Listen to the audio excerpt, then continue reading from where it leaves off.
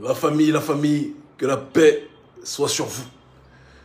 Un honneur, un bonheur, une joie intense de vous retrouver. J'ai tellement à vous dire. My goodness. Connectez-vous. Connectez-vous. Il y a du bruit parce qu'il y a la clim, d'accord? Là où je suis, il fait très chaud. Mais j'ai trop à vous raconter. Trop à vous raconter. Installez-vous. Posez-vous. D'accord? J'espère que vous allez bien. Vous m'avez manqué. Ça fait un bout de temps qu'on n'a pas eu l'occasion de faire de direct. J'étais en mouvement par Mont et par Vaux, à un degré que vous ne pouvez pas imaginer. Mais c'est toujours pour la cause de notre peuple. Toujours pour unifier nos populations. Toujours pour les consolider face à la néocoloniale prédation. Faire en sorte que notre souveraineté soit notre processus ultime de protection. Agir en fonction de l'élévation de notre population. Voilà le chemin, la voie que nous avons choisie, au péril de nos vies, au péril de notre vie. Je vous aime. Je tiens à vous remercier pour commencer pour tous vos témoignages d'amour. Je suis dépassé. Partout où je vais, de l'amour que vous nous témoignez. J'étais au Niger, il y a le parti au pouvoir, sur lequel je vais revenir, qui a montré un racisme anti-africain historique et hystérique via sa section jeunesse. Et le leader, ou je ne sais même pas si on peut l'appeler leader, parce qu'il n'a pas le bagage intellectuel pour être leader, mais bon, apparemment, c'est l'une des voix de la section jeunesse du parti au pouvoir qui a tenu des propos d'un racisme anti-africain qui dépasse l'entendement. On reviendra sur eux. Mais en dehors de ça, dans les rues du Niger, la fraternité, et partout ailleurs, hein, à l'aéroport, j'étais en escale à Abidjan, où j'ai créé une petite émeute de fraternité. Je vous aime. Ce combat, on le fait pour relever notre peuple. On le fait pour honorer nos aïeux. Et on le fait pour être dans la justesse et la justice, dans le sentier de Dieu. Parce que Dieu n'aime pas l'injustice. Dieu n'aime pas l'inégalité. Dieu n'aime pas l'absence d'équité. C'est la démarche dans laquelle nous sommes installés. Alors, comme vous l'avez tous suivi, nous sommes partis en mission avec l'ONG Urgence Panafricaniste du côté de Niamey au Niger.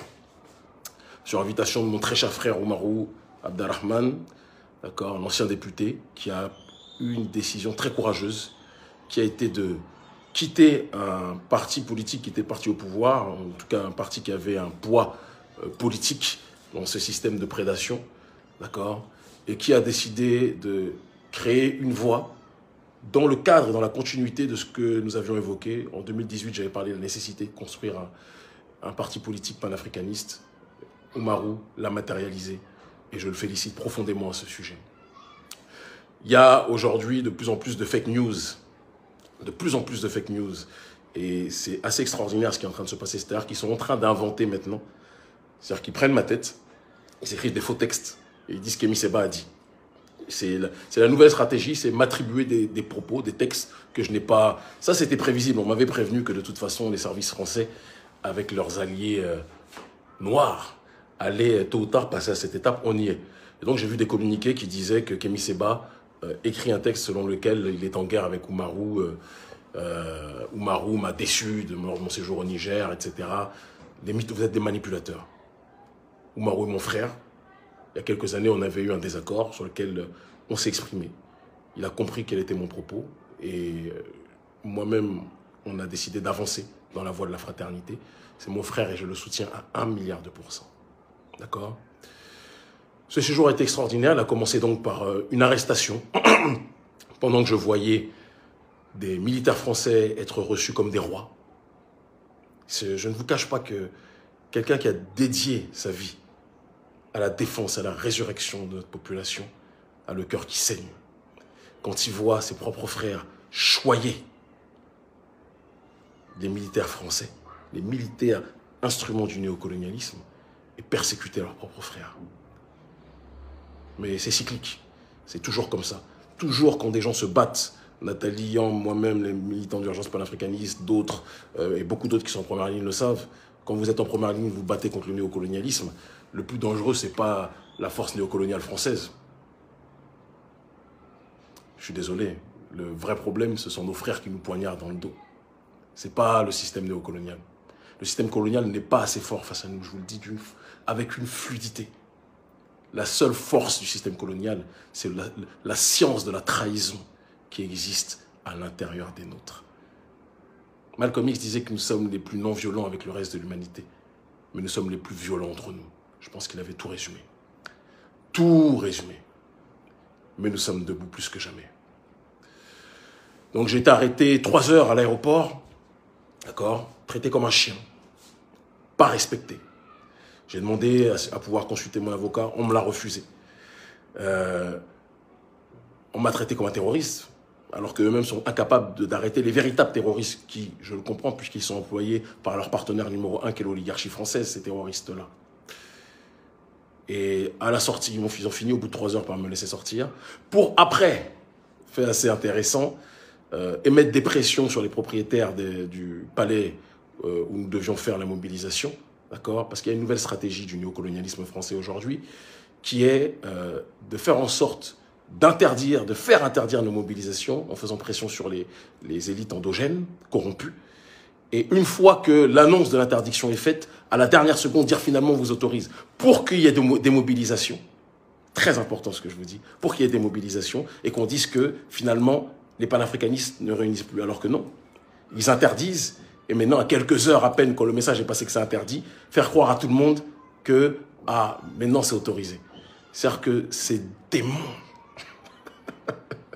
ces démons ont tellement la colère de voir le retard qu'ils ont accumulé par rapport justement à la montée en puissance du souverainisme, qui sont prêts à tous les stratagèmes et à toutes les alliances, toutes les corruptions possibles avec nos pouvoirs endogènes pour enrayer la voie du panafricanisme. Mais ça ne marche pas.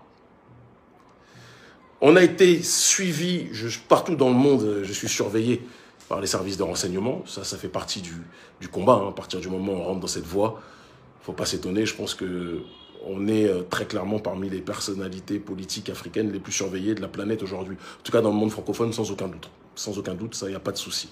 Ça fait partie du jeu. Donc, on a été surveillés par les services de renseignement nigériens pendant tout le séjour, jusqu'à même dans notre lieu, puisqu'on n'avait pas donné la vraie adresse, l'adresse exacte, parce que c'était du traquage. On a vu des drones circuler pour localiser, à moins qu'ils me disent que c'est pour chercher les terroristes, mais bon, ça m'a fait beaucoup rire, des drones pour localiser dans quelle zone nous étions.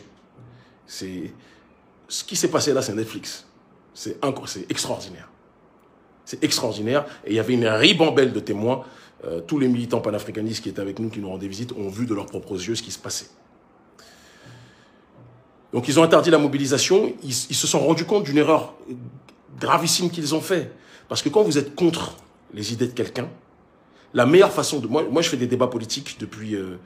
je suis même payé pour ça à la télévision depuis 10 ans. C'est mon job, la boxe intellectuelle, la boxe idéologique. Quand vous n'êtes pas d'accord avec quelqu'un, réglez-le sur le terrain de l'argumentation, sur le terrain de la réflexion. Mais quand vous le censurez, c'est parce que vous dites de manière latente, de manière sous-jacente, qu'en réalité, il est plus fort que vous. C'est de ça dont il s'agit. Quand vous empêchez quelqu'un de s'exprimer, vous reconnaissez que cette personne est plus forte que vous. Et c'est ce qui s'est passé. Et donc, quand ils se sont rendus compte que, finalement, leurs histoires de pression, etc., c'était pas bon, et que leur section jeunesse, sur laquelle je vais revenir, qui disait que oui, il faut bouter ce sale chien de Kémy Séba hors du Niger, les mêmes qui accueillent avec un amour incommensurable l'armée française, vous voyez quand même, hein, le panafricanisme est présenté par le parti au pouvoir comme un mouvement de chiens, très important, ça fait beaucoup réfléchir, mais l'armée française est présentée comme une armée messianique.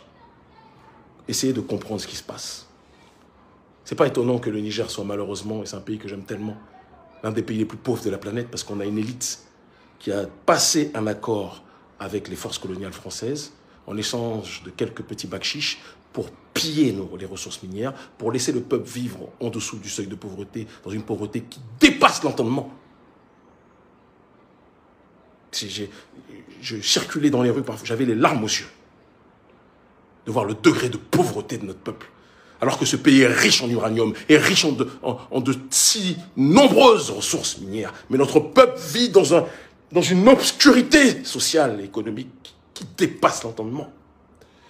Et pourtant, le parti au pouvoir se dit être socialiste. Mais le socialisme, c'est l'entraide. Le socialisme, c'est la justice sociale. C'est ça qu'il ne voulait pas que je dise en débat idéologique. C'est la justice sociale. Le socialisme, c'est l'égalité. Le socialisme, c'est la fraternité. Le socialisme, c'est refuser les avantages pour les uns au détriment de la majorité. Le socialisme, c'est le solidarisme. Pas la gabégie, pas le népotisme, pas la corruption, pas le pillage, pas la soumission aux intérêts du néocolonialisme. Je suis désolé de vous le dire. Mais ceci ne m'a pas surpris. Parce que depuis le président Issoufou jusqu'au président Bazoum, il y a un choix, il y a une ligne qui a été faite pour être en accointance avec le système néocolonial français. Quand l'armée française est vouée aux gémonies partout, le pays qui réclame la présence de l'armée française, c'est le Niger. Pas les Nigériens. Je demande, j'ai vu plein de gens qui commencent à dire « Les Nigériens, vous faites pitié ». Non, n'attaquez pas les Nigériens. Les Nigériens sont un peuple digne. Je pense qu'il y a une grande peur chez beaucoup. Le courage est en train de disparaître malheureusement chez beaucoup parce que c'est un système répressif où la minorité qui a le pouvoir terrorise le reste. C'est ce qui s'est passé. Mais j'ai eu des témoignages innombrables de gens qui me disaient qu'ils n'en pouvaient plus de cette autocratie soumise aux intérêts français au Niger. Pour couronner le tout, j'ai eu droit à une campagne d'un racisme anti-africain émanant de soi-disant socialistes. D'accord? Alors je ne sais pas comment s'appelle leur leader, Poupou Zamzam, ou je ne sais pas comment il s'appelle, peu importe. Un faciès j'ai pas envie d'être dans l'attaque à Dominem. Mais j'ai vu un désœuvré. Je l'ai croisé à l'aéroport. Je pense que quand il me menaçait ou m'insultait à la télé, il pensait pas que j'avais la carrure que j'avais. Quand il m'a vu, je pense qu'il a, l'espace d'un temps, il s'est dit « Ah, changement de programme ». Et il a attendu d'être entouré par les gens pour commencer à m'insulter et, attention, me qualifier, et c'est ça qui a fait dégénérer les choses, il m'a qualifié de sale étranger, retourne dans ton pays. Il m'a pas touché, il ne peut pas me toucher. S'il me touchait, j'allais lui casser le bras. Il n'a pas pu me toucher. Mais il m'a traité de sale étranger. Je vois des centaines et des centaines et des centaines de Nigériens, excusez-moi, en grande difficulté économique au Bénin, que je passe mon temps à aider. Parce que pour moi, les nationalités, depuis la conférence de Berlin, ne sont pas les identités. Je vois des gens de mon peuple, des semblables. Je vois parfois des SDF, du Niger, de Niamey, qui nous demandent de l'aide. Je n'ai pas beaucoup, mais je donne à chaque fois que je peux. Il ne me viendrait pas à l'idée de traiter un autre Africain de sale étranger, retourne dans ton pays. Mais quand j'ai entendu ce représentant du parti au pouvoir dire sale étranger, retourne dans ton pays, et dans le même temps dire oui, nous on aime l'armée française, qu'est-ce que tu vas faire? Je me suis dit, le combat est long. Mais nous y arriverons.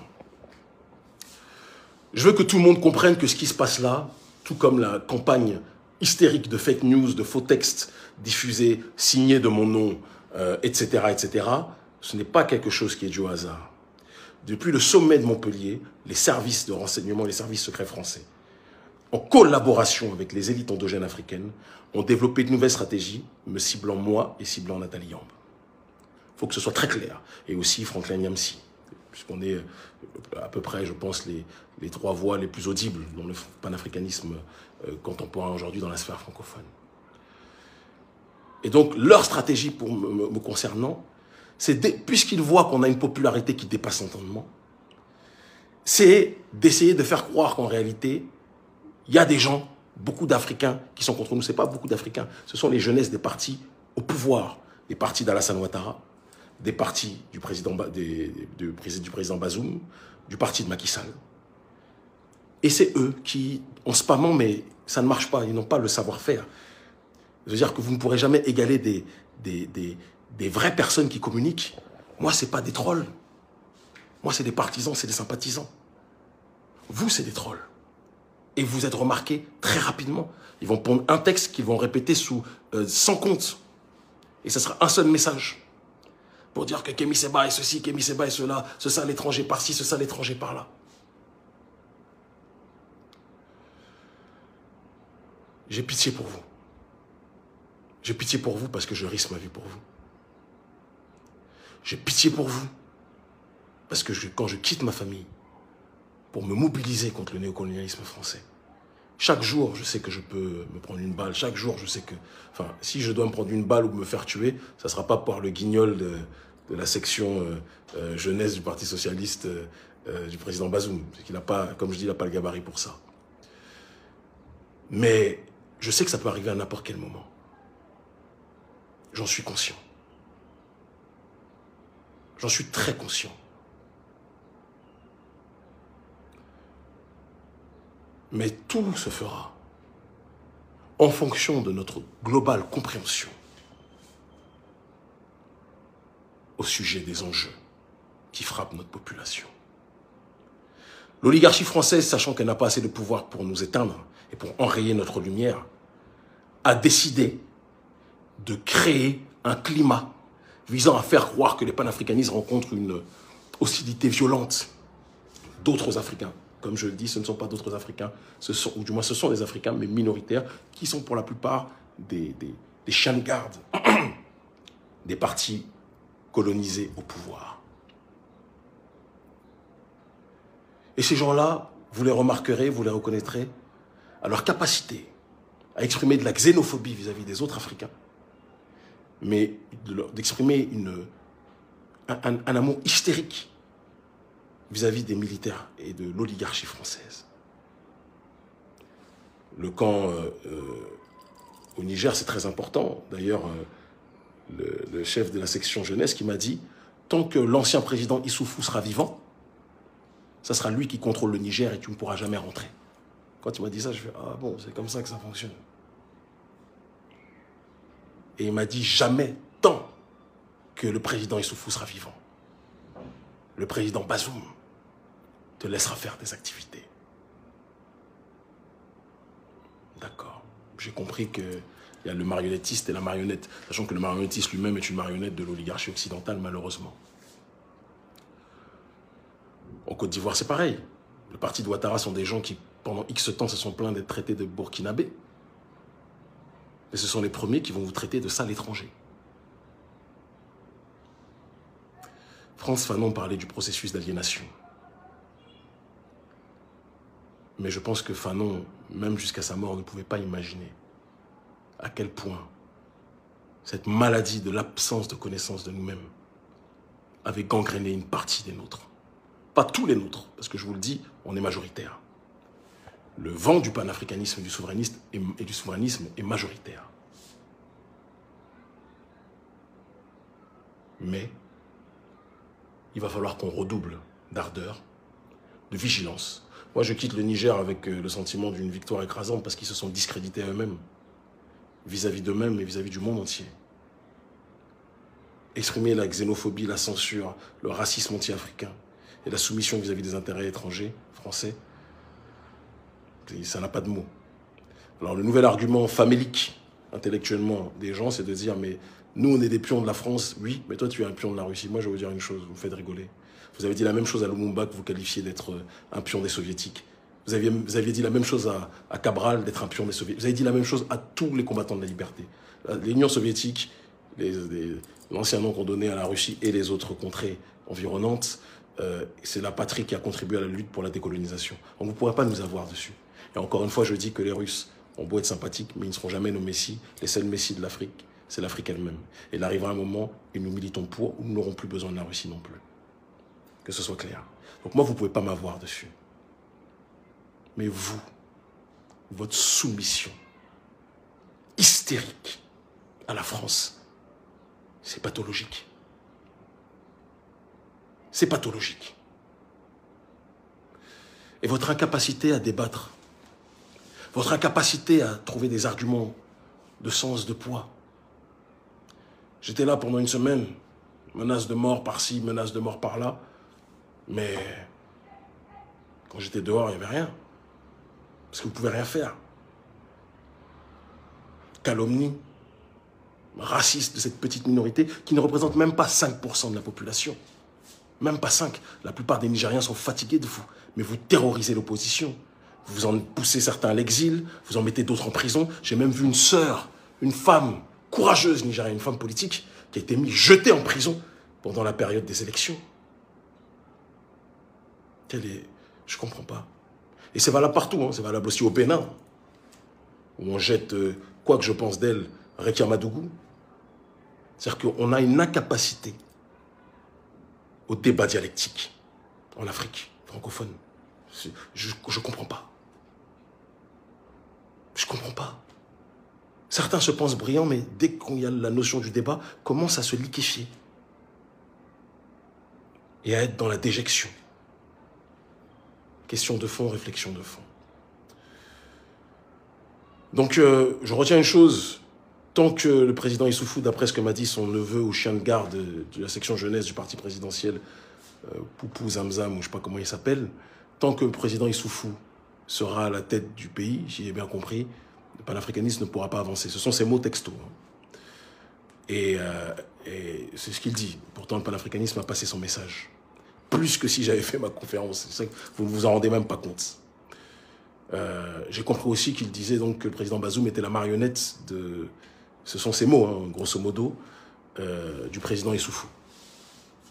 Intéressant. Et que le président Issoufou lui-même, ça c'est ma déduction, est une personne qui est fortement influencée par l'Élysée. Nous le comprenons. Et ils ont réussi à transformer la critique politique en criminalité.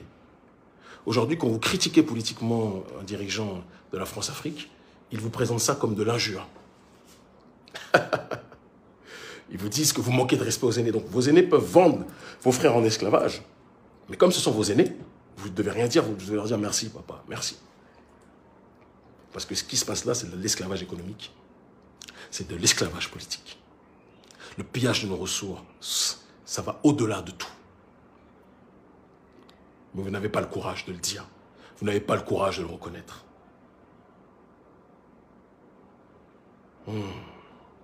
Afrique. On continue plus que jamais. Le combat s'accentue. Je le redis et je le répète, soyez vigilants, parce qu'on rentre dans une sphère, là, on m'avait dit, hein, je peux même vous dire que, si je veux rentrer dans les détails, ça vient d'Amérique du Sud, plutôt d'Amérique centrale, on m'avait dit qu'il y allait avoir un programme à la Contel Pro, me concernant, où ils allaient essayer de créer une campagne de déstabilisation, de calomnie, de mensonges à mon sujet. Vous allez entendre tout et n'importe quoi. Vous allez voir des textes signés de moi qui ne sont pas de moi. Vous allez entendre tout et n'importe quoi parce que nous sommes une menace maximale pour eux. Et ils vont se servir, ils ne vont pas se mouiller les mains eux-mêmes. Ils vont se servir de nos semblables pour essayer de faire ça. Mais moi, là, il y a un proverbe qui dit « On ne peut pas brûler une fleur qui est née en enfer. » Ceux qui connaissent mon vécu, mon enfance, mes souffrances, les épreuves qu'on a traversées, savent qu'il n'y a rien, je dis bien rien sur cette terre, rien qui peut nous déstabiliser, qui peut m'arrêter. Rien. Vous n'êtes pas prêts. Nous sommes debout. Nous allons continuer à avancer. L'Afrique libre ou la mort, nous vaincrons. Ils finiront par comprendre. Soutenez le frère Abder. Soutenez les panafricanistes au Niger.